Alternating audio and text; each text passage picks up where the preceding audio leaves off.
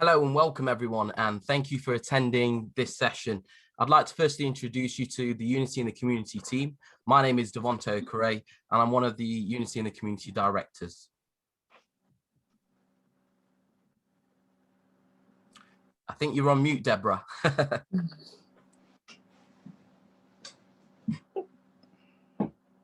think you're still on mute. No, I'm finding it. Hello, everyone. My name is Deborah St. Louis, and I am one of the Unity in the Community directors. Hi, everyone. My name is Tatiana Smith, and I'm the EDI lead. Hi, everyone. My name is Bukia Malaya, and I'm the mental health lead. Hi, everyone. My name is Yumna Hassan, and I'm the project coordinator. Hi, everyone. My name is Jessica Dennis, and I'm the marketing lead, and I'll be doing the chat function. Thank you, Jessica. Before we begin, I'd like to let all the participants know that this session will be recorded for future use. If you're not happy with being recorded, please turn your cameras off now, but we'd prefer them if you left all your cameras running during the session. Grab yourself a tea, everyone, because we're going to spill it. Our aim in this session is to collate as many points of views from as many people from the local community, as we want a frank and honest conversation with all the participants to gain further insight into vaccine hesitancy. We've invited several speakers with a variety of lived experiences and points of view that we believe will help move the conversation forward.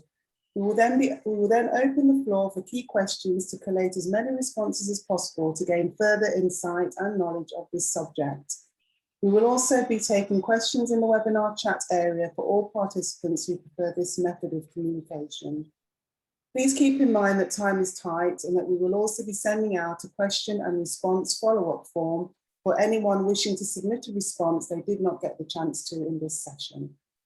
With the dire need for vaccine hesitancy and insight within the BAME community, we'd like to gain further insight with the solutions-based approach to capture as many perceived barriers, mistrust and general misinformation surrounding the current COVID-19 vaccine available to the general public.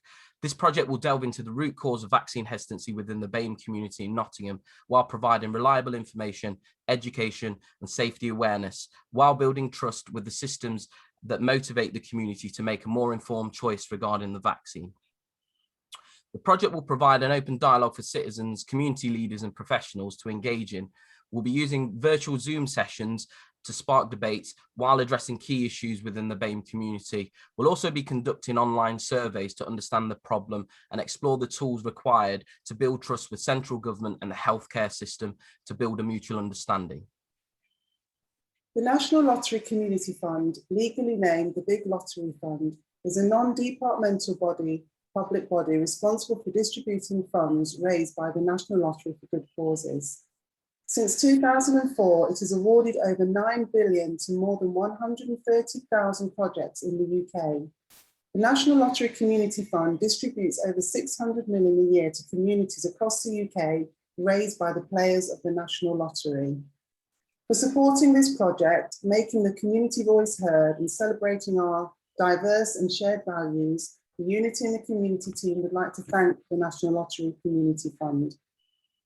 And now I would like to hand back to Devonte, who will go through some agenda and Zoom functionality. Before we start this session, as you can see on the screen, I've shared the agenda. The agenda will be also shared within the chat area so you can use it during the session. I'll now move on to the next slide, please. As you can see on the screen, we've got some really advanced users of Zoom, but we also have some novices of Zoom. As you can see on the screen there, we've got some functionality keys in terms of the Zoom console itself. On the far left, you've got the mute button, and you've also got next to that the start and stop video button. And right in the middle of that, you've got the polling button, which we'll be using during the session, and also a chat button. Please make sure if you've got any messages, you definitely put them in the chat. I'm now going to pass you over to my colleague, Yumna. Hello, I'd like to remind everyone to keep their microphone muted, their camera on if they can, not to interrupt their speakers, and to respect everyone's individual opinion.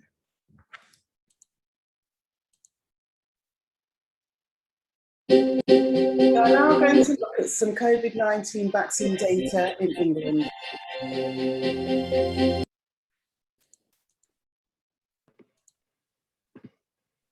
Hi, everyone. This is my turn now. So my name is Tatiana Smith, and I'm part of the UITC team. So I'll be talking you through some data about the community COVID-19 vaccine hesitancy amongst different ethnic groups.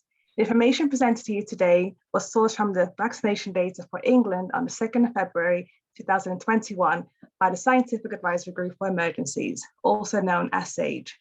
As you can see from the data on the screen, all ethnic groups in England have a level of hesitancy when it comes to taking the vaccine. However, there's a big disparity between each ethnic group, with people from a white background having the lowest rates of 15%. Comparing this with the rate of people from mixed heritage, this is doubled at 32%. The South Asian community has 42% hesitancy, and the Black community has the highest rate, with 72% of people from the Black or Black British community having a lack of confidence in taking the vaccine. In its essence, what the data is telling us is that you are 5 times more likely to be COVID-19 hesitant when you come from a minority ethnic group in England. This is why our conversation today is so important, to explore and understand the reason why. I will now invite Yumna to talk you through some more data. Thank you, Tatiana.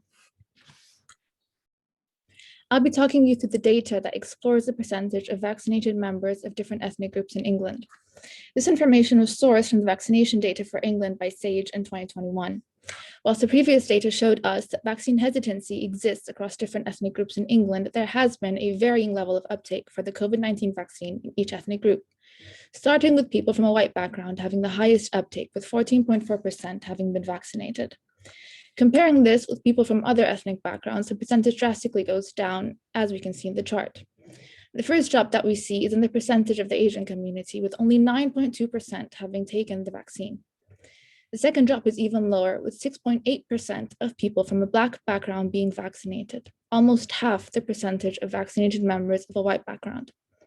Finally, people from a mixed heritage background having the lowest percentage of people being vaccinated, with only 4.7% having taken the vaccine. What the data is showing us is that if you are part of a minority ethnic group in England, you're up to 3 times less likely to have been vaccinated against COVID.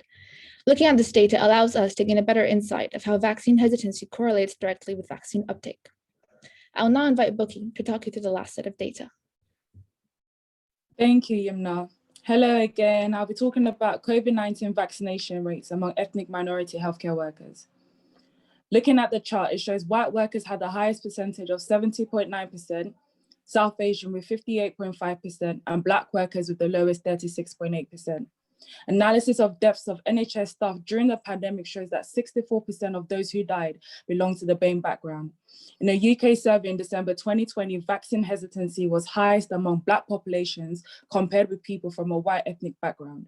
Even more worryingly, data up to the 15th of January 2021 showed lower rates of COVID-19 vaccination among over 80s ethnic minority and deprived communities in England, whilst data from an NHS trust showed lower rates of COVID-19 vaccination among ethnic minority healthcare workers in South Asian and in Black workers. If anyone would like to find out more information, the links will be in the chat box. I will now pass it over to my colleague, Yumna. Thank you, Buki. I hope you all found these statistics thought-provoking. We're going to be introducing speakers now, so I'd like to remind you again to please ensure you keep your microphone muted. Please welcome our first speaker, Clive Foster. Thank you very much, and good evening to everyone. My name is Clive Foster. I'm a senior minister of the Pilgrim Church, which is based in Nottingham in the Meadows. My role there is very much supporting the work of the church through social justice campaigns. And I've been involved over the years in supporting justice campaigns, which have been supporting things like hate crime, knife crime, more recently working as a Windrush campaigner, supporting people from the Commonwealth with regards to responding to the Windrush scandal. I'm very delighted to be here this evening and just to share some insights and experiences from my own experience in working in the community with regards to this very important topic about vaccine hesitancy. You know what, I really do want to start off by, first of all, just acknowledging that we have to remember and to be compassionate, because we're talking about people's lives here. We know so many people, I'm sure all of us here perhaps has got a story with regards to knowing someone who's been affected as a result of COVID-19. In my own family, I had a family member who had to go onto a ventilator, and it was a very frightening time. I have to say as well that even in our own local church, we have lost more people over the past 12 months than ever before in our own church. I think we lost nearly 6 or 7 people. And this has happened over a period because as well as there are real serious implications with regards to how we respond and what decisions we take with regards to responding to COVID. It's very interesting that we're using this term hesitancy. I'm also working with some colleagues in the community. I've been working over the last 12 months or so, 12 months or so, looking at the aspect of how we can get information to people who are concerned about the vaccine from within the Black community specifically. Using this term hesitancy, a colleague of mine says, sometimes it's not it's hesitancy, it's actually a slow yes. And I guess in a way, hesitancy is just resisting before one makes a decision and decide which way to go. I have to share with you even my own experience, which was maybe similar to a number of people. I remember when the big charge was made with regards to getting vaccinated. And what we did know that the top factor in terms of risk was around age. I remember being at church and speaking to one of my ministerial friends and saying, it seemed like last year, not very long ago, we were saying together, look, we've got plenty of time before we can make a decision and decide what to do and how to respond to taking the vaccine. Before we knew it, we were both being called to make a decision to have the vaccine. Things had moved on so fast. What we had recognized as a local church within our own church community and within the Black community as well, is that people didn't know who to believe and where to get the information from. This was a big factor for us. And so one of the things that we did from a local church point of view, connecting with our own congregation and with the wider community, we decided to put on a specific webinar. And we actually got a young Black female doctor who actually grew up in the church, went on professionally to be a doctor, came back and put on a webinar and was able to explain and relate to the whole idea of why and the wherefores of understanding the vaccines themselves. I think one of the experiences around this hesitancy as well, what I learned, and the insight that I would like to share with you as well, is that I think we all had to learn new information and new terms. When we did the webinar, something that the doctor said when someone was asking, well, why have we got MMRA and what's the difference between AstraZeneca and the Pfizer? And one of the things that the doctor said to us, to explain it to you, I have to take you back to basic science. And it's this type of information that we have to respect, we have to share within our community, as well as the facts and the conspiracy theories. It's about dealing with how we manage science. One of the insights I would like to share with you that I think was fascinating and still an ongoing situation was how within the Black community, we were responding to conspiracy versus science. And one of the things I would want to say in terms of why was this hesitancy, I'd been in several meetings and I had my take on this was that it was coming from a place of lack of trust. That lack of trust in institutions was coming from a place of systemic racism and institutional racism, the understanding and the view of how people particularly from the Black and Asian minority community experience their lives in this country. Because now the government was saying everybody needs to take this vaccine. And you know what, just a few months ago, even still with the Windrush scandal and the injustices there, that was still resonating. And so there was this lack of trust within institutions. So there was this tension. I have to say as well that the trust factor is something that is an ongoing means whereby the challenge is within the community to get more confidence with regards to making decisions. One of the things that we experienced is that even within the Black community, I mentioned this important thing about where do you get information? Who can you trust? I don't know if you remember, there was so much stuff going around on WhatsApp groups, and people were coming to me and sitting me down and telling me, Clive, have you seen this? I've got to say as well, from within the Black community as well, a community of faith, people were coming and saying, well, Clive, is it the mark of the beast? Is it the end of the world? And these were very real thoughts and experiences people were having. So that one of the challenges that I was faced with and speaking to a lot of health professionals was to say, look, you have to respect people's lived experience and the experience that they're coming from. It wasn't a case of let's just bash everybody, come on, take the vaccine, you've got to take it, you've got to take it. There had to be empathetic and sympathetic listening and respecting where people were at. That was something I think that had to be learned by a lot of health professionals who just sometimes just didn't get the aspect of systemic racism and how that was influencing decision making as well. So I think one of the main things that we had to learn was the importance of actually getting the best out of our own community, in that we have doctors and health professionals who can speak authentically and competently to the issue of what the vaccines do and don't do. And the thing that I had to do personally as well was also do my own research and also look at other papers which I wouldn't normally look at as well. So I think having trusted messengers in our community is really important so that people can make their own decision, but at least get the right decision. Because there was a time, and it has calmed, I do believe it's calmed down a little bit, but we're still seeing the figures, fantastic data that you've shown. We are still seeing that there is, the Black community particularly is very slow on the uptake. We're currently working with other churches to try and get a voice into taking the vaccine as well, but more importantly, giving unbiased and also sharing that data and that information from people who look like them, who can share that information as well. I'll stop right there. Thank you so much, Clive, for sharing your experience. Right. We will now be moving on to the Q&A section, where I would like for participants to have their say.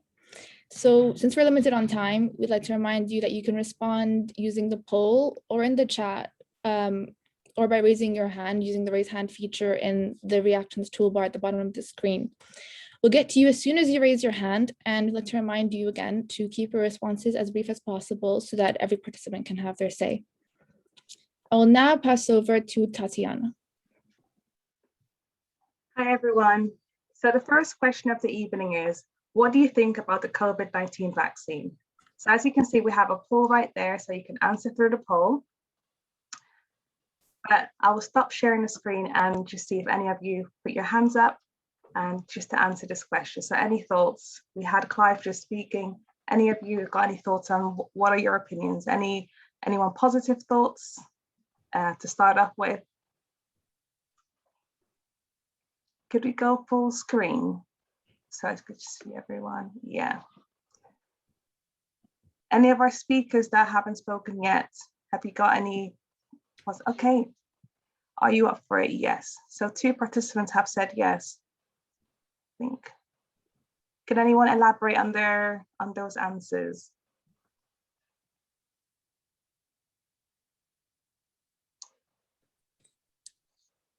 Okay, I will invite one of the speakers to elaborate on your thoughts on. Oh, we have Faisal. Thank you. If you could answer, please. You can unmute yourself. Yeah, so I had a question for Clive, actually. So okay. Thank you for speaking quite passionately about this. You mentioned at the end that people respond from people that look like them. And I personally agree with that. I think, have you found that has been a key in getting people on board, or do you feel that that's just one of kind of an array of things that need to be done. Because I found that in the sort of South Asian community is very much a case of people trust people that look like them and sound like them. So yeah, I just wanted to know your experience and what your results were from that. I think it's a very important. I tend to agree with you that you were sort of saying there. I don't know if it's the only answer, but it is really an important factor. And so what we experienced is that when we did the webinar with a Black female doctor who did that, the comments that people were saying was, it was so nice to hear from someone who knows us and who understands us and can just listen to us and respect us as well. Now, don't get me wrong, some people still had a decision that they're not going to take it, or they're undecided, or they're more convinced. But what we did see is that people were receptive to it as well. So the faith communities played an important part, and also as well, just trying to get our scientific community from the BAME community to come out and start talking was really important. So I do believe it is an important factor within that regard, in terms of getting the message across, and people feel that they can trust the source where it's coming from. Thank you. Yeah, it's an experience I've shared, so it's interesting to see that it's also shared by the Black community as well. Thank you.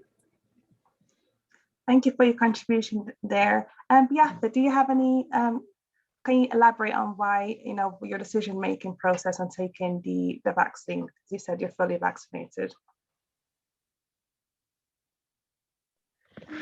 Yes, for me, I thought, of course, I also hesitated first time, because there was so many information going around on scientific reasons that it's not right, and on a faith base where they say it's a mark of the beast.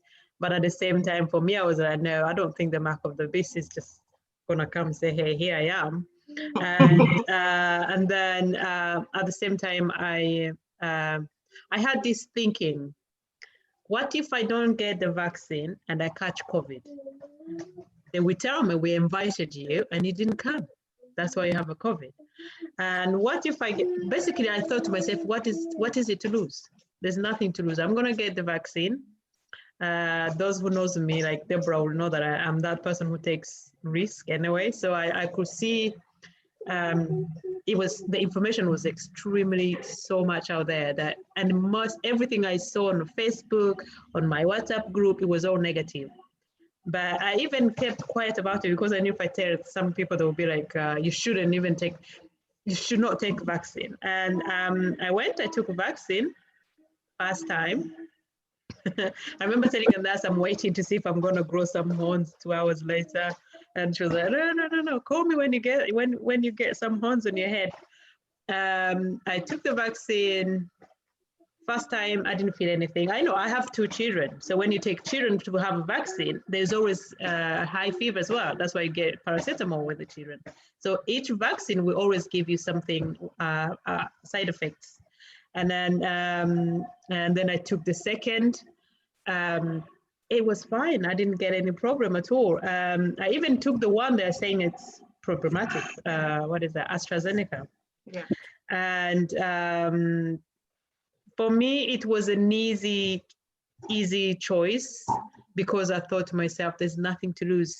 If I take a vaccine, there's more to gain than to lose, because I don't want to catch COVID and then having told we invited you and you didn't come. Because as somebody who is a part of the church, give to Caesar what belongs to Caesar. For me, this is not part where I control spiritually. This is a part where I am told, this is a danger for you. Let's protect you. So that's how I went for vaccine. Yeah. Thank you, Beata. We have one more response from Vincent. If you could just share with us briefly your thoughts. Hi guys, my name is Vincent G. I'm a TV presenter for Channel 4's Obsessive Compulsive Cleaners. My whole point on this is I, as mixed race, was very against having the Pfizer vaccine from the beginning for 2 reasons. One, because health and fitness is my life. I'm an ex-junkie, which I don't like even taking tablets or anything. But then I had to really look at the overall picture of this is not just about me. This is about my grandson, my children, my partner, my partner's mother, who has very serious illnesses. And I had to look at those reasons, and that was the reason that persuaded me to take the vaccine, because I had to think not only for myself, but for everybody else. And yes, there was a lot of negativity going around out there, but I just think people have to make the decision and look into it for themselves. And that is my point that I wanted to get across. Thank you, Vincent, and thank you for all of you who've answered through the poll as well. I'll be now introducing you to our next speaker, Shilpa Arya. Thank you, Tatiana.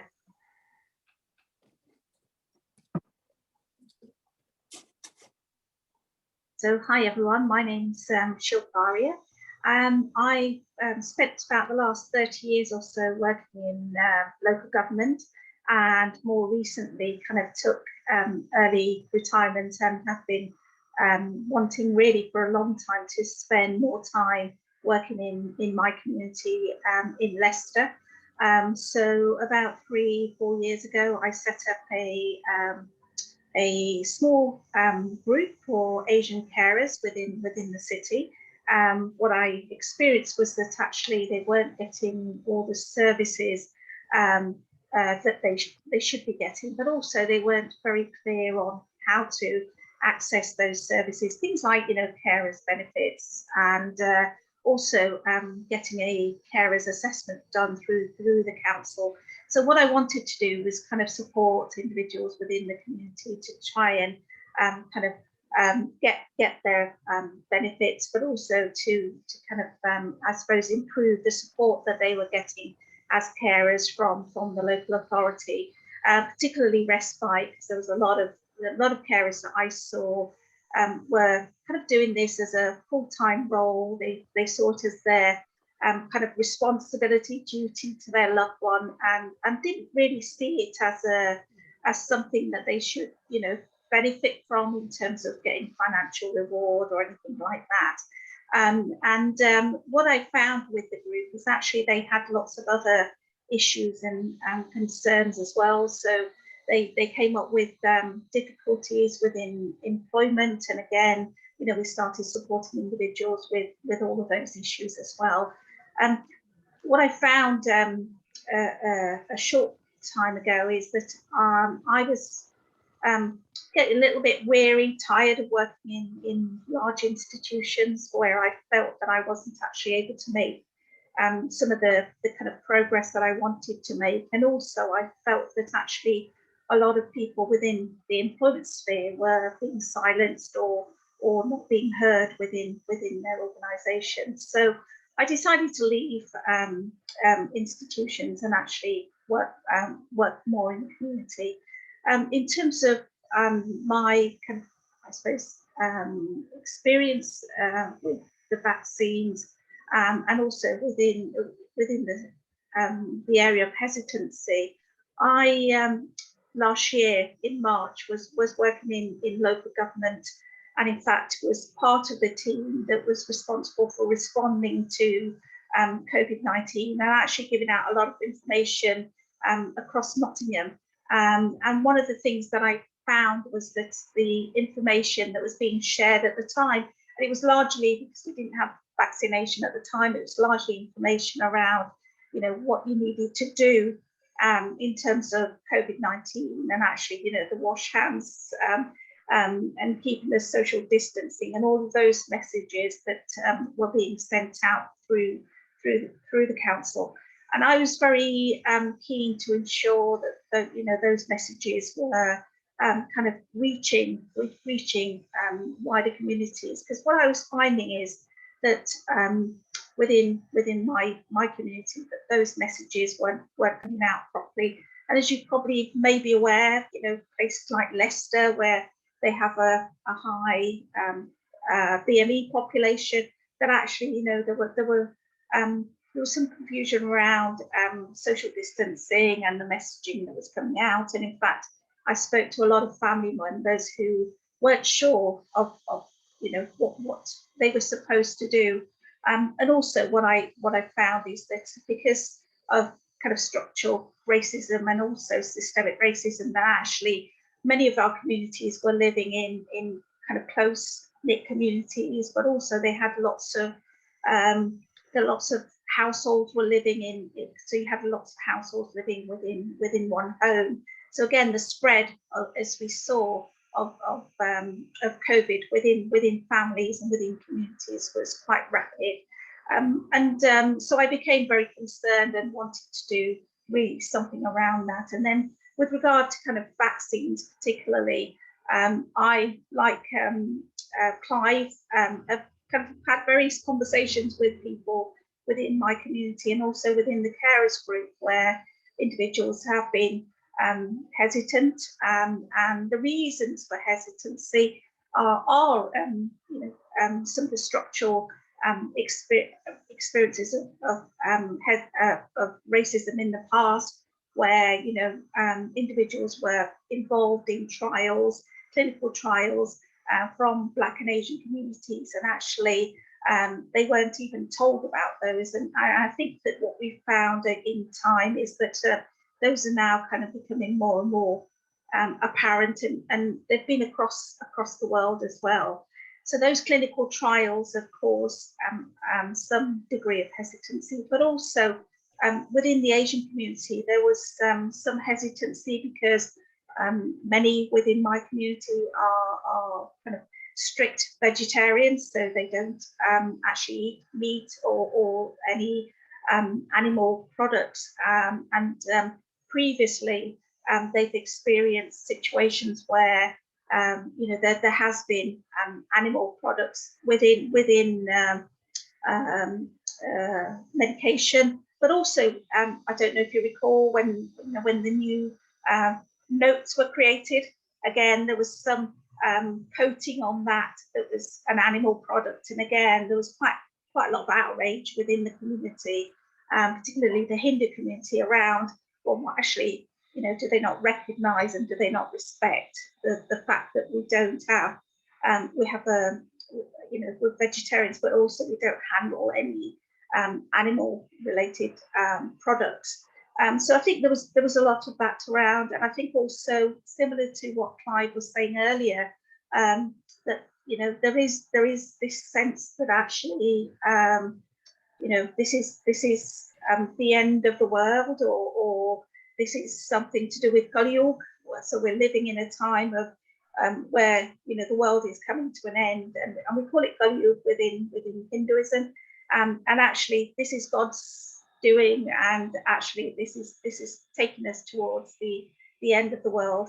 But also there's been WhatsApp messages around the fact that these are actually going to impact on our DNA. So again, there's some WhatsApp messages that I've seen around that as well. So clearly there are justifiable reasons for hesitancy, and I think, like Clive, my experience is that the messaging that came out throughout COVID hasn't been kind of targeted or sensitive to communities, and particularly within communities where people may not speak English as their first language, or that they may not speak English at all. So again, the messaging hasn't been clear.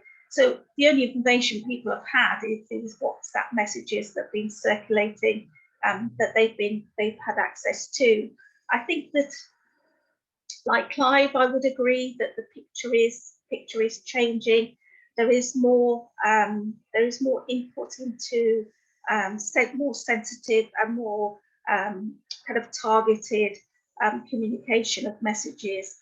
So I think there is a shift, but I think there's a long way to go, and I think there's lots of lessons to learn as well. And I hope that this kind of important piece of work that's being done by Unity in the Community is going to kind of, I suppose, inform really what happens going forward. But again, the stats that were shared earlier, they show really the stark picture of the kind of, whether it's hesitancy or whether it's the awareness that needs to be raised around the importance of taking vaccines. I, like Clive, I've lost family members to COVID-19, and so for me, it's been a very personal experience. I lost my first cousin in India, in Mumbai last year because of COVID, and that was a very difficult time for me, considering that I'd not actually met him, but he was somebody that I wanted to visit when COVID-19 restrictions changed, and actually I never had that opportunity. So I think it has been difficult for communities, and again, we have emails within our community of notifications of bereavements, and again, I've seen over the whole COVID period, the number of emails daily were increasing. So we do know there's been a kind of more significant impact on Black and Asian communities, and we also know that a lot of our communities work in those frontline services where they've been put particularly at risk. So I think for those reasons, I think it's really important, and I hope that the messaging does improve and that people do kind of go forward and take their vaccines. I suppose that's all I wanted to say. Thanks, Tatiana. Thank you, Shilpa, for sharing your experiences and your perspectives. I will now pass on to Deborah.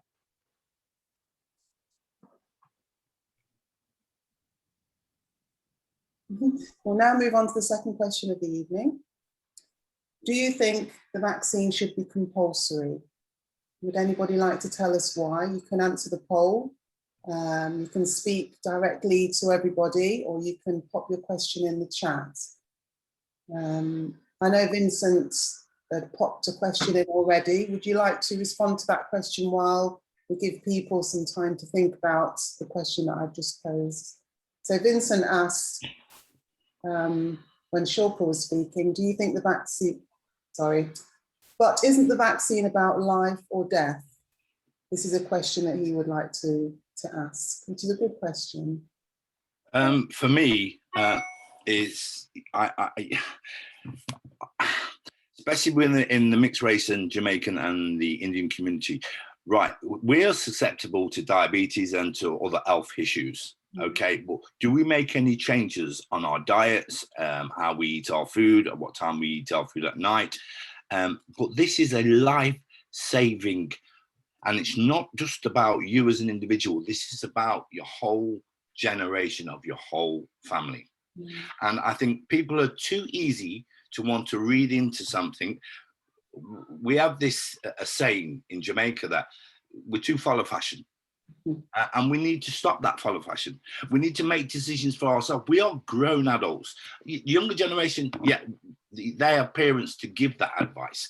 But we need to stop listening to other people and make a decision for ourselves. For me, it wasn't just about me. It was about my generation, keeping my generation going, and about my family. Okay. So my question would be to you, if you don't mind, since you're there, do you think the vaccine should be compulsory? I certainly do think the vaccine should be compulsory. Okay. You know, I think that's a slippery slope. If I thought that was so, I would say so. But therefore, I said what I said because it comes from me very passionately about keeping my generation and my family going. Okay, so therefore, I'm not going to think in an ignorant sort of way, but I've got to think about the whole picture. Okay, now, for example, within Muslim race, there's certain things of meats and stuff that they want to take that might be in the vaccine. Then I would understand to a certain degree. But when it comes to life and death and their family, sometimes life has to come over first. Yeah, no, I completely get where you're coming from. I mean, more from a perspective of if you shove something down people's throats, you tend to get more of a backlash than if you win people over.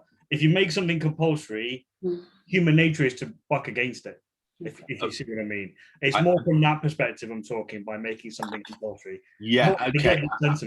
I get that. I certainly do. But how do we overcome this whole situation in the end?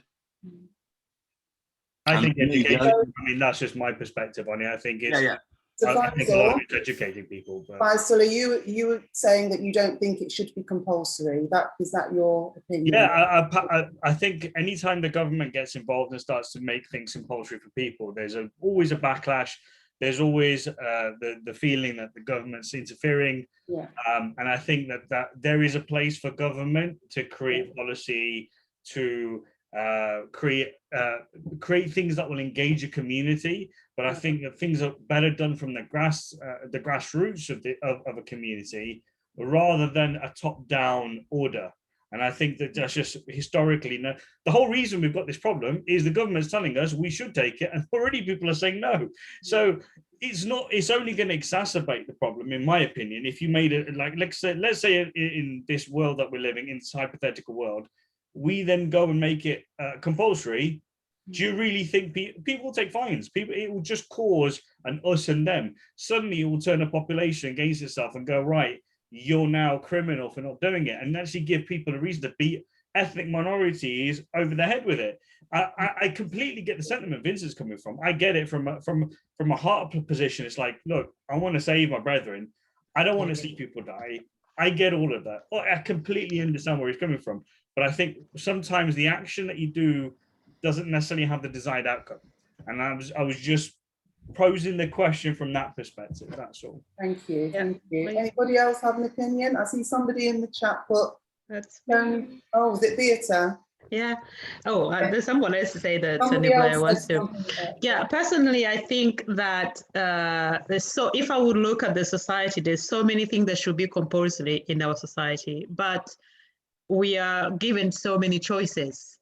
When you come to this part of the world, so many choices are there. You want a black tea? Yes. With my milk? Yes. Fat or non-fat? Nah. Sugar? Yes. White or brown? Brown. There's so many choices that we cannot, we are grateful to have. But when it comes to COVID-19, I think it's not a joke.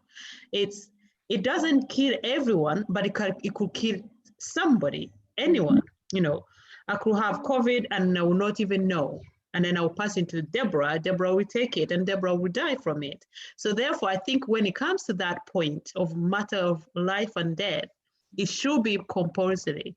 They're not going to take them or drag them onto the hospital or to the center but they should, like Tony Blair said, people who are fully vaccinated should be given the right to move around in a way. Of course, it shows that there might be some discrimination going on, but at least that could be also another reason that might make people take the vaccine. Because I have 2 children, I say that before, but if I need to go to buy food for them, I would definitely need to go and buy food for them. I want to take them on a holiday, but without contaminating someone else. Therefore, I think not by force, but there should be some rules and regulation around vaccine that will make people or inspire people to do the same thing. I think, personally, I think. Thank you for that. Does anybody else have anything they want to add before we move on? That was really engaging. Thank you. Yes, just one more thing. Going back to the point which the young man made, and yes, I totally understand where he's coming from on the political point of view of being told by government that we should do something. Where I'm coming from, this is about the people making that decision, not by a political decision. Thank you. Thank you. Okay, I think we'll move on now. So I would like to introduce our third speaker of the evening, and that is Councillor Audrey Dunner. Good evening, everybody, and thank you, Devante and Unity in the Community, for inviting me tonight. I must say it's been quite thought-provoking already. So I'll just tell you a little bit about myself. I am from Nottingham. I've lived here all my life. I've been employed in the criminal justice system now for over 26 years. Working in a variety of settings such as the police and courts and magistrates. I currently work as a victim liaison officer covering all of Nottinghamshire. And I work with victims and their families that have experienced or been involved in serious crimes such as murder, abuse, rape, victims of knife crime and gun crime. What made me want to become a counsellor is I've been a Unison activist now and a steward for as long as I can remember. I've always fought for people's rights who have suffered racist discrimination at work and in the community, and I still continue to do so. I'm a Unison Black Members Officer in Nottingham and currently a local lead for RISE, our staff network, which is Racial Inclusion and Striving for Equality. I was elected in May 2019 for the Lean Valley Ward, which covers several different communities within Aspley, Whitemore Estate, Nutter Road, Western Boulevard, and some parts of Beechdale Road. And within my constituency, we have a lot of Black and Asian community. I feel that there is such hesitancy in and lack of trust. I think it's a lack of trust and a lot of blame culture. I think people are really scared, as Clive and Shuttler recently just said, because of the structural and systemic racism in the past and also current. One resident actually spoke to me and said, quite, professional man, that he wouldn't take the vaccine because of the past experiments, the Tuskegee syphilis study, and feels that Black people are going to be used as guinea pigs and be tested on. I've had some of the residents talk about it's like the flu jab, and they've had the flu jab before and ended up ill and feel that it's similar to the flu jab. There's lots and lots of different conspiracy theories that people come and talk to me about. But from my own personal experience, it took my third attempt to have my vaccine because of, the fear myself. I was concerned and worried. I've had family members actually contract COVID and still not taken the vaccine. But for myself, it took time, and I did decide to take it, and that was from going to my GP and having it at my GP, who took the time and sat down and went through it. I must have asked loads of questions, but I think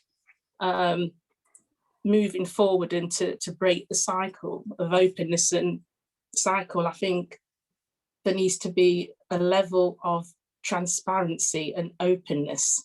And like Clive said, some people from the Black community, Asian community that look like us, that come and speak to us about the COVID-19 and the jab.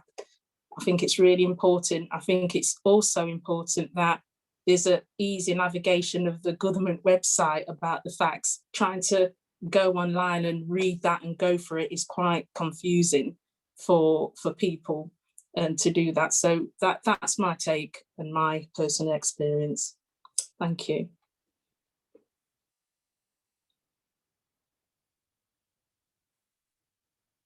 Thank you for sharing your insights, Councillor Audrey Dinnell. We'll now move on to the next question, which Yumna will facilitate. Before we move on, I'd like to remind everyone one last time to use the raise hand feature, and remember that you can submit your responses in the poll, the chat, as well as after the webinar. Our next question for the evening is, do you know why people are not taking the vaccine?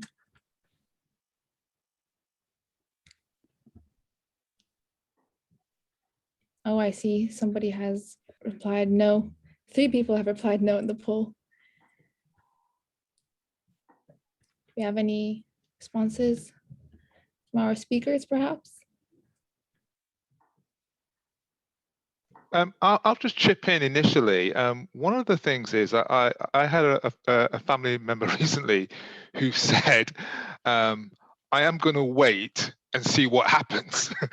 I'm going to wait and see what happens to people. So there was still this kind of suspicion. So in response to that question, do you know why people are not taking the vaccine? There are still people who feel, well, actually, I'm still not sure about it. I'm not convinced about it. So I am going to wait. I was trying to push my relative to say, well, how long are you going to wait for? And what is the risk ratio, what the risk benefit of doing that, if, you know? But the person had got to a point where they believed that they weren't going to take it because they still were suspicious about the whole vaccination program, and so they were going to, in their own decision, to actually wait for a period of time where they felt, okay, it's all okay now. Yeah, So, I think a lot of people are doing that. Can I just come back on what Clive just said, actually, because also people are waiting depending on what type of vaccination. So they seem to have worked out which vaccination is going to be the right one to take, and are still waiting for another one to come out. So you get a lot of that too. Yeah, Yeah. I've experienced that as well. Dee, I see that you've got your hand raised.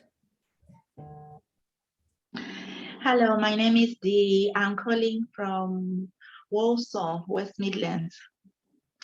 I voted no, but I thought maybe I should talk about why I personally did not take the vaccine. It won't be fair for me to speak on other people's behalf without speaking on my own behalf. Why I'm not taking there are so many factors to why I'm not taking the vaccine. Number one, it is something that I saw on the TED show before the COVID was out, when Bill Gates was saying we need to prepare for something that is more than World War II, and we need to give vaccines. I saw that personally. I saw that on the TED show.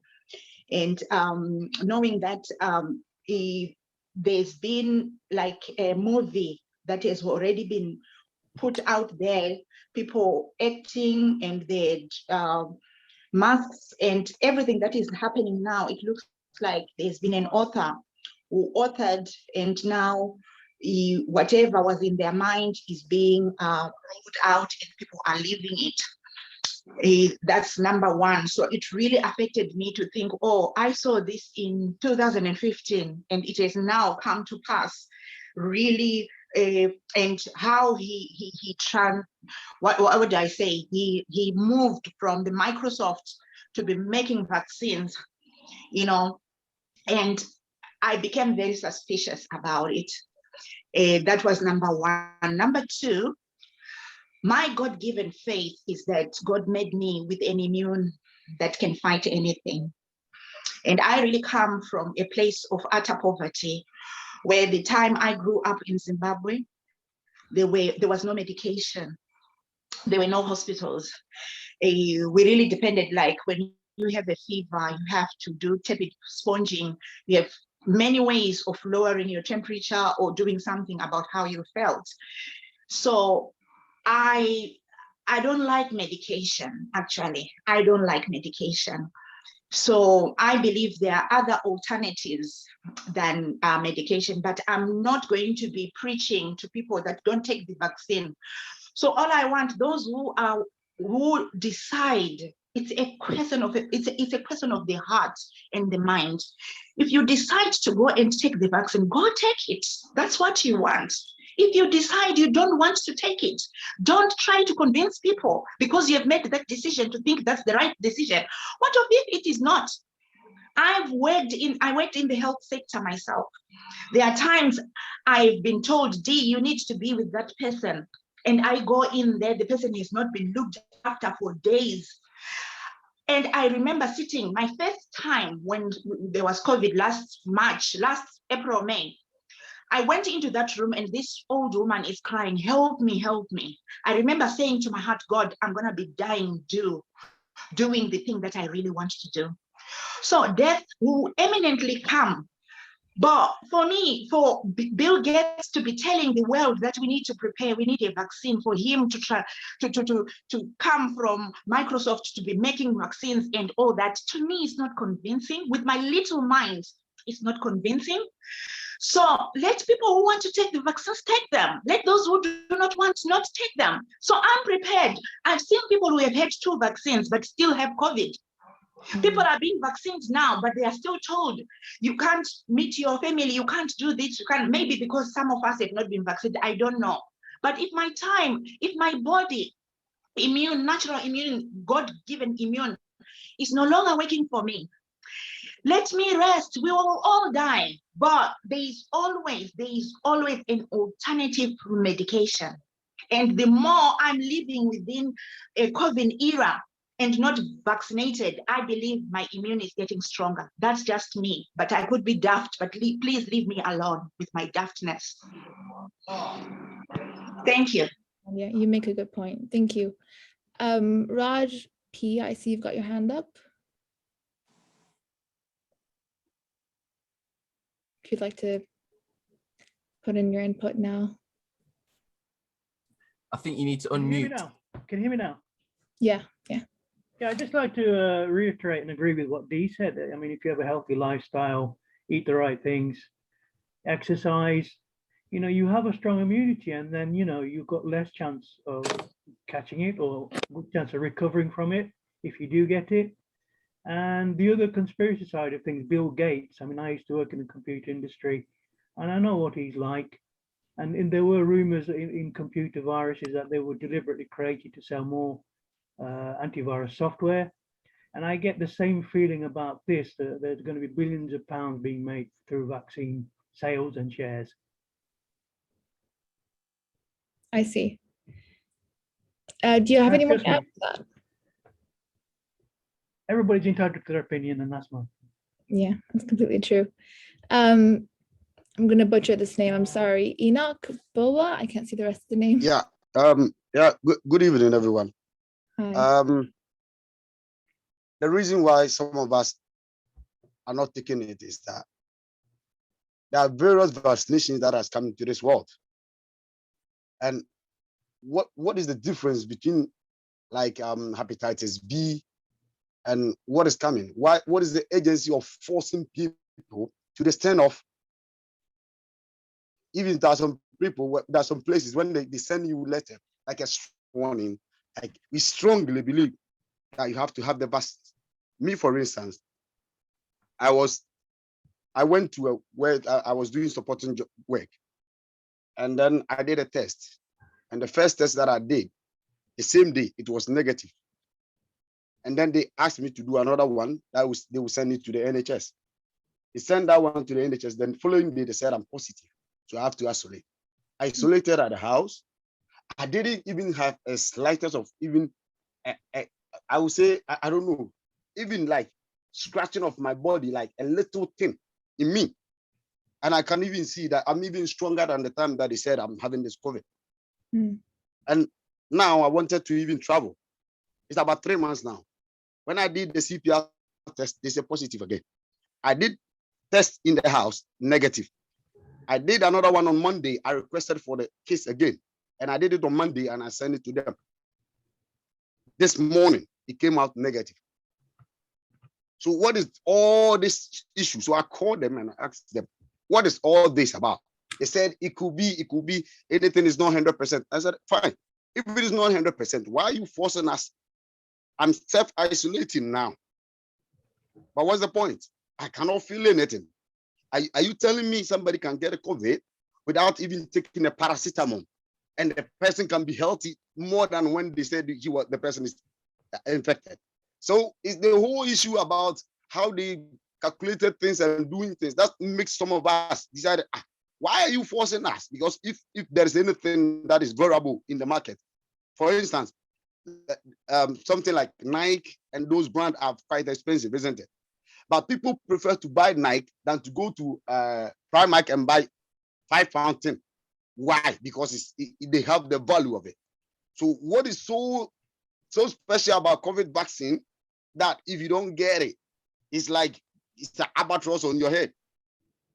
And even common fever, malaria can kill you in a split second. Why are they forcing us? That is why we have a problem. If it's not normal thing, okay, anyone who's willing to do, go for it. It's not by force. Why are they forcing us? And look at the conspiracy theory between this. This thing happened way back 2015 and all that. We have all messages and the videos that they were calculating doing things. Michael Jackson of all people, praise song about COVID-19. Do you remember the last time Michael Jackson died? How many years now? And whatever he said is what is happening. So that's why some of us decided, what is all those conspiracies about? Because you are telling me if I have been vaccinated, I cannot take away from face masks. I'm always using face masks when I'm working everywhere I go. I use hand sanitizer, but still, and you're telling me I have a COVID, and then they don't even know where the thing is even coming from. So what is that whole thing? If they are doing business, they should do their business, but they should not force on us. Thank you very much. I see that 2 more people have raised their hands. I'm sorry, we're almost out of time for the Q&A session, but we will hopefully be able to get back to you. Thank you. I'd now like to introduce our 4th and final speaker, Faisal Faik. Thank you, guys. Thank you, Enoch. I'm glad these questions actually come up at the right time. So I'd actually like to tackle some of these head on, so feel free to jump in. I'm not going to just do a monologue. I think a lot of what I wanted to say is kind of the beginning intro has been said by Clive and the previous speakers from the beginning anyway, which is a lot of the introduction as to sort of the mistrust in the government, Windrush, talking about all the reasons things haven't gone well. So I've got a bit more time. So I'm Faisal. You can call me Fess. I'm actually an IT recruiter. I work here in Nottingham. I've been here since about 2004, since I came to university here from Birmingham. I graduated in biomedical science in both my bachelor's and my master's degree. So I actually have a scientific background in this. I've actually qualified as a scientist in all these areas. So I can actually give you some context. So Enoch, I will be coming back to you, I promise. Now, I work in the Pakistani community or the Muslim community segment, if you like. I'm married to a lady who became Muslim. She comes from a Hindu family, so I have experience of I get my in-laws and their side of the family, which are Hindu, South Asian. So, and I'm very close to Bengali, so I'm actually true Indian, if you like. I kind of span the whole of the Indian subcontinent. So hopefully give you some perspective from the Asian perspective. I think the Black community and the South Asian community suffer with a lot of the similar mindset. I think we laugh, joke, and get raised very, very similarly. And we have some of the same reservations about authority and about the things that we get told. We've talked about things like the experimentations being used as guinea pigs. I think a lot of people in my community were really shocked. For instance, some of the elders always used to say to us, be careful and be wary of the government. You never know where you're going to be kicked out. Always hold on to that identity. You're not grounded here. I never really paid too much mind to it, to be honest. Britain's my home. I've always been British. I've always thought like a typical Brit, if you like. But then it really kind of shocked me when the whole Shamima Begum issue happened, and that you now have literally made someone a non-citizen on the basis of them being someone who's a 15-year-old kid who got brainwashed. And if it was any other context, we'd be shocked at it. We wouldn't be even talking about it. So there is a level of exceptionalism that comes into our communities, and there's naturally mistrust. And I think that that's where a lot of things stem from.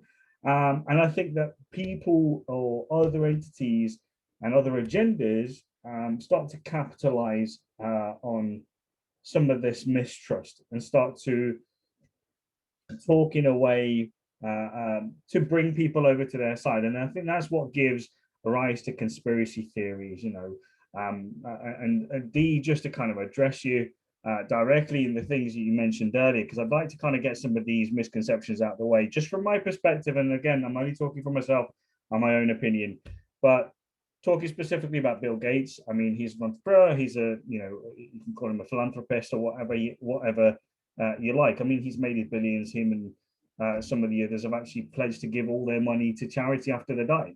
So looking at it from just a different perspective, he has no vested interest in actually making any more money. He's old. What's he going to do with it? So yeah, he's going in to try and do some good in the world. And someone might argue from that perspective, it makes a lot of sense, actually. He has been dealing with polio. There's actually a couple of documentaries about all the kind of things that he's actually managed to achieve. And a pandemic has been known that it's going to be coming anytime. Since I was a student, we were talking in our immunology and microbiology classes. It's overdue. We've been talking about Spanish flu for literally 15 years. There it was one due. And all it takes, and this, if you just understand basic immunology, there's just a couple of things that are really, and I say this to all you guys so that you can share this with the people that you know and you can talk to. And these are the kind of things that really will resonate with them. Humans only get about 7 types of flu. Birds get 27 different types of flu. Pigs, armadillos, and there's a few other creatures get both kinds. They can't cross unless you get one of these animals. Pigs are a big example of it because that's what started the Spanish flu. So a pig got ill by a bird, caught that bird flu, and then it caught a different variant of another type of flu, which only humans had. So there's so many flu virus strains that just don't have the key, if you like, to access the human genome. And so coming back to Enoch's point, why is it suddenly we're so different from hepatitis and all the rest of it? And again, these are conversations, by the way, I'm so glad this came up at the right time, because these are the very kind of conversations I have with my family all the time. So all the people in my community say exactly the same thing. So I was so happy that this came up at the right time. These kind of things, we've never been exposed to it. That's why, Enoch. Frankly, we've never been exposed to those parts of the flu variant genomes. That's what's called a pandemic. It's because none of us have a base level of protection against it. If we catch a flu every year, and it's part of the normal flu, it changes a little bit and we catch it every year. That's why the elder generations, we always try and get them immunized. But the younger generation of, up to about sort of 40 plus, that's when you start to look at kind of getting vaccination. But the people in that middle block, the most productive in society, if you like, from an economical point of view, don't need it.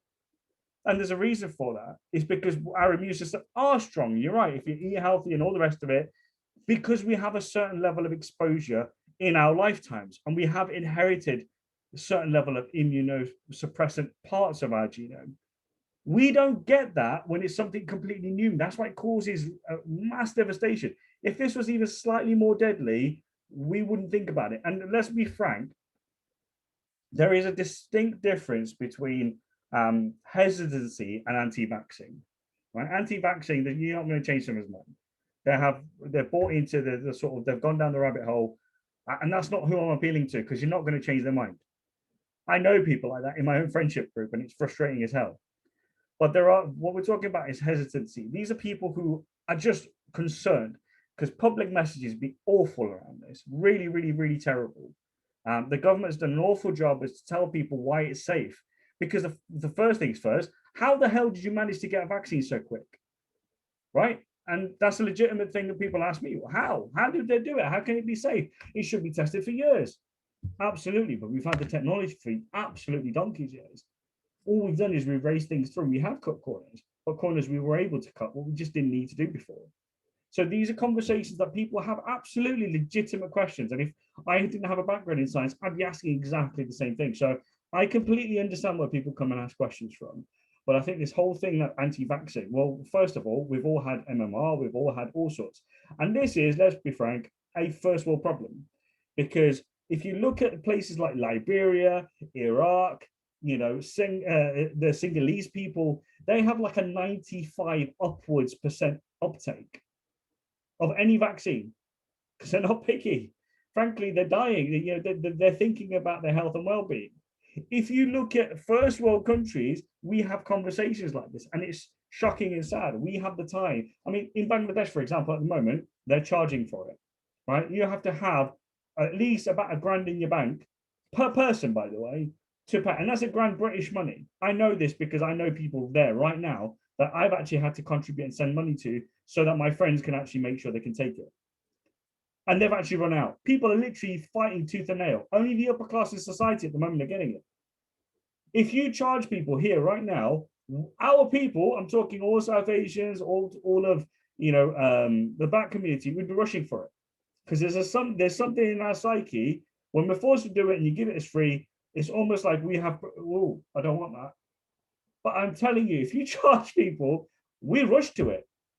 I beg anyone to differ with me on that. Think about how many things you could think of. If it wasn't charged, we wouldn't be bothered about. But since we have to pay for it, or there's a premium on it, we kind of want it. And we keep up with the Joneses, we fight over it, all that kind of stuff.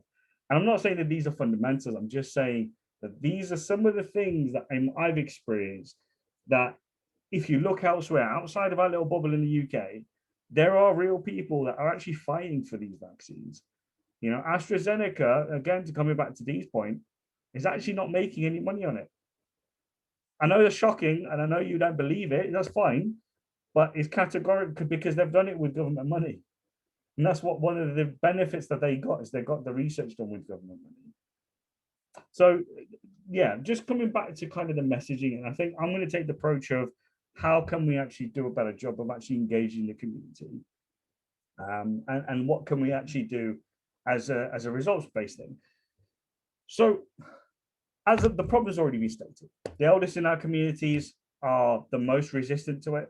Our communities in general are most resistant to it. We have a lot of misinformation. We have people of faith who say, you know, I'm completely leaving it to God, which I actually get, and I have a spiritual side to me too, and I completely understand that. But we take medicine. We take medicine for everything else, you know, and I wish people would just kind of point that out and just say, well, hold on a second, you take medicine for absolutely everything, but you won't take it for this. It just, I don't understand it. And I wish someone would try and maybe get through to me. Maybe I just don't understand. Yeah, I mean, the three things that this will rely on is explaining to people that it's safe. And I wish that would get out more, and I'd happily go through. If anyone wants more information, I can provide it happily. Talking about its efficacy and its necessity. That's the three things the government and the local communities need to do.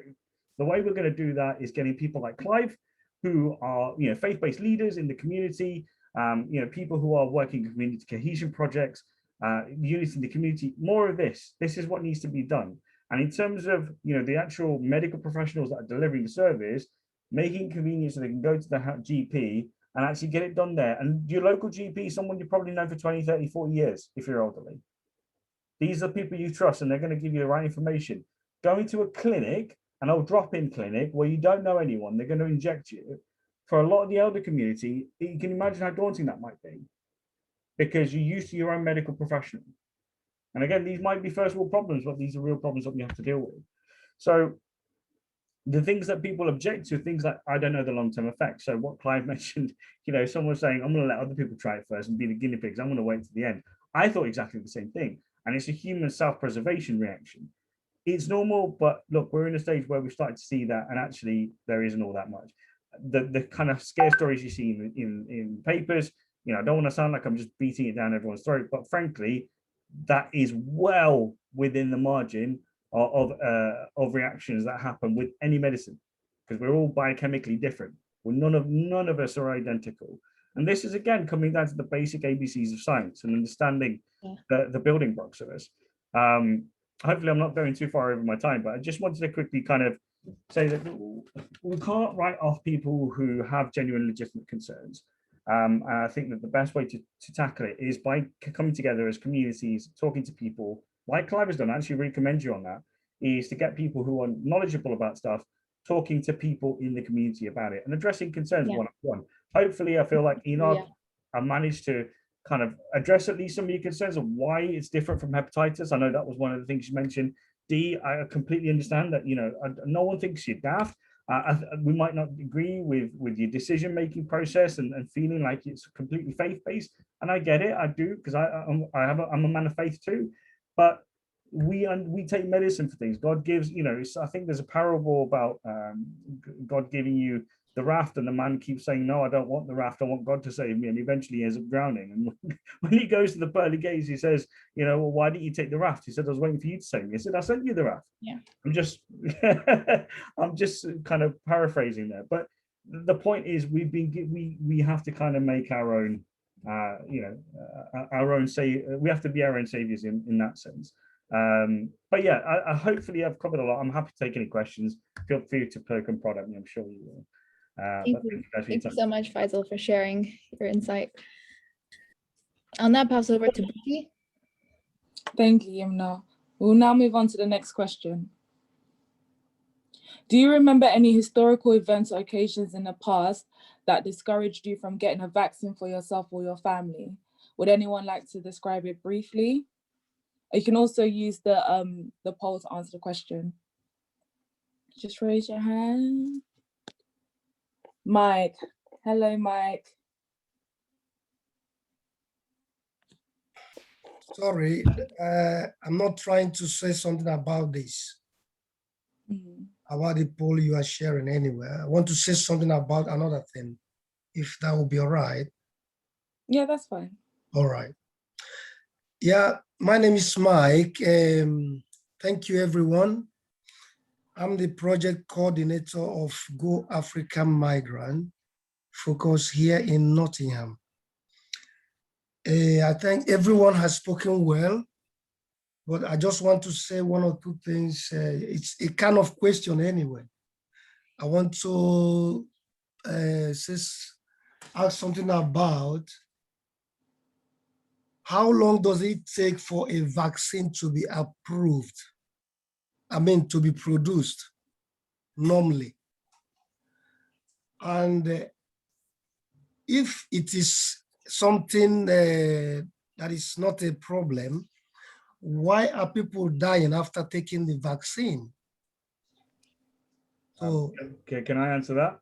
Yeah. Yes, please. So PCR replication is some of the more contemporary ways of actually creating replicas of, and PCR technology has been around since I've been at university. It's now just been able to engineer vaccines. So there's loads of different ways you can actually create a vaccine. One of them is splice it into the DNA into a bacteria, inject it into actually a live chicken egg, the battery of chicken eggs, and then it actually just replicates. It uses the mechanism of the egg itself to actually just keep replicating, believe it or not, and that's called egg albumin protein that you'll find in within vaccinations. And these are where sometimes it's created within animals like pigs, and that's why the Muslim community will say no.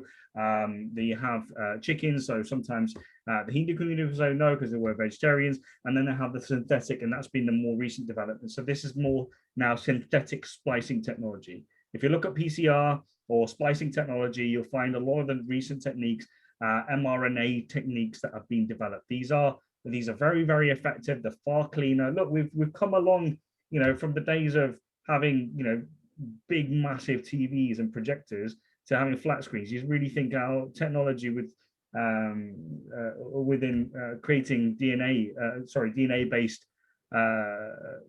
vaccinations is still in those days. It's come way, way, way since MMR. Why are people dying? I'm not aware of people dying after being vaccinated. There may be certain cases where there may be extreme underlying health conditions, but what the actual vaccine does is not give you absolute immunity, and you're absolutely right in that. And that's something that should be communicated. Is actually one of the question points that were discussed on Question Time recently. So if you look at the last Question Time, if you're interested, on BBC, you'll find it on there, and they talk about this at length. And the summary of it was, and this is the government's perspective on it, yes, absolutely, it doesn't give you 100% immunity. You can still get it, and you can still pass it on. What it stops you doing is, if you were potentially going to suffer extreme long COVID consequences of it, you will not now get those, and you will get over it a lot quicker because your body's been exposed to the sort of particles of the virus and actually is able to launch an offensive. So quite frankly, whereas you could have died before, you're not going to die, but you'll actually probably get a little bit ill like a normal flu. You might get even a little bit poorly, you might be bedridden, but that's about the extent to which you'll get to, because your body's able to now launch an offensive. And that first dose and that long gap and the second dose is what assures that. So yeah, it's very different from anything you've done before. And yeah, hopefully this answers your question. Thank you, Faisal, for sharing that. Just because of time, I think Temi had a hands up. Did you want to share? Temi? Yeah, sorry. Can you hear me? Hello, everyone. Hiya. Hello. I was just listening into the conversation and I just had something to add in. I understand why we're skeptical, but we can't put a price on health. And I think it's important to see why it's safe to be vaccinated. We have no idea when this will fully be eradicated, and there's no sort of precedent to follow. So this is the first time we're all dealing with this situation. I guess this is why this conversation is quite necessary. So I just wanted us to be a little more optimistic in it. But anyway, that's all. Thank you. I'll just go because I know you're sure. Thank you, Temi, for sharing. So I know we didn't really get a chance to answer the question, but if you wanted to share an experience about any event or occasion you remember getting, you were discouraged about getting a vaccine for yourself or your family, then you can share that briefly in the chat. So yeah, I'll now pass it over to Tatiana. Thank you, guys. Thank you very much. We'll now go to the last question of the evening. If you've not had a chance, please do so in the chat. You can answer the poll. But the final question is, what do you think of the proposed vaccine passport? You can answer through the poll, but for anyone, do you want to, yeah, we got one answer already. Has anyone got thoughts on it? Would you take the passport, the vaccine passport? Please do speak now. Yeah, but would you like to elaborate on that, please? I just think it would be easier when you're traveling back and forth, and you can just be like, I've taken it, rather than a whole process and stuff. I just feel like it would make life so much easier. That's what I think anyway. Thank you. Oh, we've just had 3 people saying they're against it. Could someone elaborate on that? Is it Vincent? Now, please, when I say this, don't take this wrongly, but this vaccine passport, why you want to be thinking about going out of the country in the first place under a situation that we're living under right now, I have no understanding at all why anybody would want to go anywhere out of this country at all. So the vaccine passport, that wants to be thrown in the bin. We have more to deal with here, getting the point across to mixed race, to Afro-Caribbean, to Jamaicans, to Asian community, on why the vaccine's good to take. I've taken both injections. I had no back feed from it. I was absolutely fine. I was even told that put a magnet next to, when I had my last injection, make sure you put a magnet next to it to test if I've got a chip in my arm. I mean, I've heard some crazy things out there, but this passport and chips in your arm, please, let's get the message out there to everybody that this is a very serious matter. Forget about going on holiday and vaccine passports. Let's try and get it across to the community that we need to do something about this. Thank you. Last one to answer, Shilpa.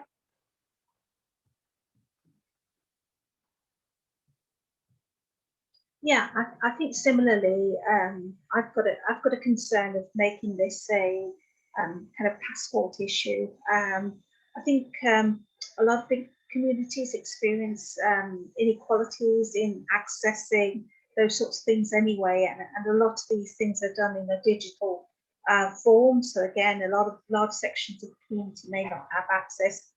As we've already said earlier, there's a lot of hesitancy still, and the reluctance to kind of have the vaccine. So again, you know, if those passports are going to be used to travel or for other reasons, then again, it creates that sense of inequality.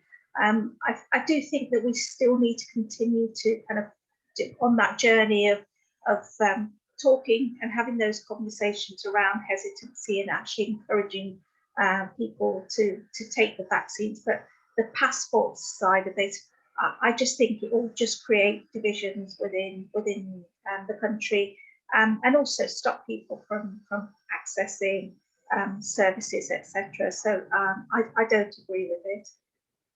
Thank you for your contributions there. So this is the end of the Q&A section. As the session is now drawing to a close, I'd like to remind you that you can still respond through the chat function or do the polls. I'm now going to pass over to Devonte. Hi, how you doing, everyone? I'd like to firstly take the steps to thank all of our guest speakers today and all the participants for attending the BAME Community Vaccine Hesitancy project that we've got here. The insight that's been shared by everyone today, believe it or not, I did think that this conversation would go in completely the other way. So I feel that I've learned quite a lot from all the great insight from everyone's comments and points and the speakers. So I feel like I've learned something before leaving the session today. We really appreciate greatly your contribution. I think it's absolutely amazing. But more importantly, if there are any other key points to consider regarding the BAME issues with vaccine hesitancy or the vaccine in general, please feel free to contact us and we can follow them up. We're going to also have some other sessions as well in regards to various different webinars. So this one was themed around insight. The next one's going to be themed on trust, believe it or not. And then the last one will be themed on solutions based. And then we're going to have a bit of a lived experience webinar. So this is the first in a series of sessions that we're running with the community. We're collating all that information that we'll then put into a massive evaluation and have a report that everyone can download. And I think for me, just from a different perspective, once again, I'd really, really like to say thank you to everyone. But more importantly for me, I didn't expect it to go in this way. So I'm actually really shocked in terms of what I'm hearing from the community, because I think you sometimes live in a bit of a silo in your own bubble. And what ends up happening is you kind of observe one view and you hear the other views of your friends or family members that might support that. But actually everyone in this particular room have loads of lived experience, different insights. And I think it's actually changed my perspective in a very different way. Just to also let everyone know, as I did mention, we're going to have another follow-up session in the next few weeks. So I hope you can all make it. If you'd like to be involved in the next session as a speaker or a volunteer, please email uitc.workwithus@uitc.co.uk. The links will be provided in the chat function in the description. I'm now going to pass you on to my fellow colleague and co-director, Deborah. Thanks, Devonte. I'd just like to reiterate what Devonte said. Thank you, everyone. It's been an eye-opening experience for me as well. I've really appreciated hearing the diversity in the group, you know, and the different sides of the story and each individual's opinion, which we really do appreciate you taking the time to share with us. So in closing, we'd just like to remind you that if you didn't get the chance to voice your opinion today, as Devonte did say, we're going to be having another session in a few weeks' time. So we will also be contacting everybody that is in this session today, just so that we can get some further feedback from you, maybe in the form of a form. Also, please remember that you have given your consent for us to record this session and for Unity in the community to use the content for the purposes of this session and also for our evaluation that we're going to be putting together. So once again, a huge thank you for attending, and we wish you all the best and a very good evening. We're going to be sticking around for a little bit after, so if there is anybody that maybe has a really poignant question that they want answering, then you know the team and other people who want to stick around for maybe 10 minutes will be able to respond to that. So have a good evening, everybody. Good evening. Good evening. Good evening. Good evening.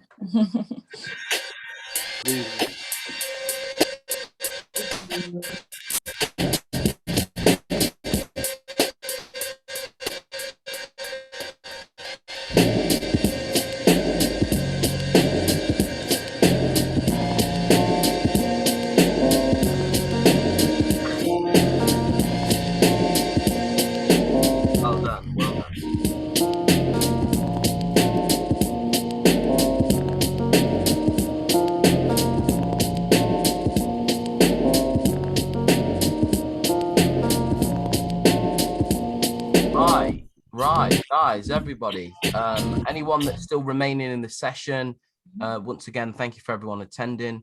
As Deborah said quite rightly, if anyone has any questions or points they'd like to raise with us and have a conversation, please let us know now or forever hold your peace.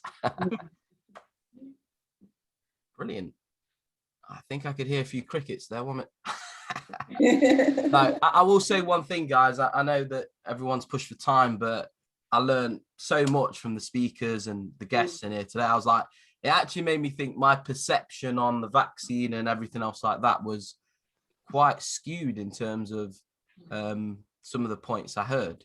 It was very, very informative, to be fair. It was brilliant. Yeah, brilliant. Thank you.